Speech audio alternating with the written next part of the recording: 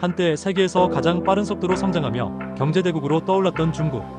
그러나 지금 시진핑 체제 아래 중국 경제는 위기의 늪에 빠졌습니다.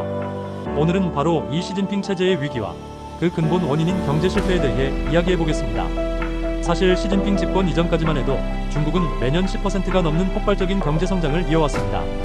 2010년 10.6%, 2011년 9.5%. 세계가 놀랄만한 수치였죠. 그러나 2012년 시진핑이 권력을 잡으면서부터 경제 성장률은 내리막길을 걷기 시작합니다. 2014년엔 7.3%, 이연임 시기엔 6%대, 그리고 지금은 5% 선까지 추락했습니다. 더 심각한 건 이 수치조차 믿기 어렵다는 겁니다. 전문가들은 중국의 실제 성장률이 2%, 3%대에 불과하다고 보고 있는데 이는 개혁 개방 이후 최악의 성장률입니다. 인구 감소는 경제 둔화의 핵심 원인입니다. 이미 2000년대부터 위험 신호가 있었지만 시진핑은 권력 안정과 기득권 세력 눈치 보느라 적극적인 대응을 하지 않았습니다. 뒤늦게 두자녀, 세자녀 정책을 시행했지만 출산율은 좀처럼 반등하지 않았고 결국 출산 제한을 완전히 폐지했죠. 하지만 이미 늦었습니다. 올해부터 생산 가능 인구가 본격적으로 급감하며 중국 경제의 성장 동력 자체가 흔들리고 있습니다. 부동산 정책 실패도 심각한 원인입니다.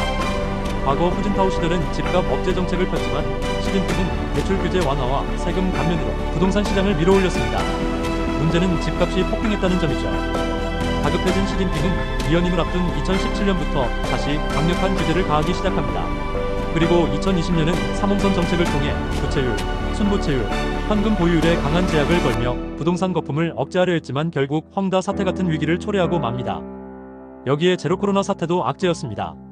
초기엔 서구보다 방역을 잘해 시진핑의 유일한 업적이었지만 2022년 다시 확산되자 최악의 제로 코로나 정책을 고집합니다. 그 결과 경제는 얼어붙고 2022년 경제 성장률은 3%로 추락.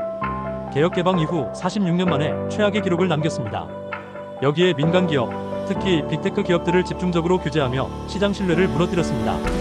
겉으로는 공동구유를 명분으로 내세웠지만 사실상 데이터와 기술을 직접 통제하려는 의도가 깔려 있었죠.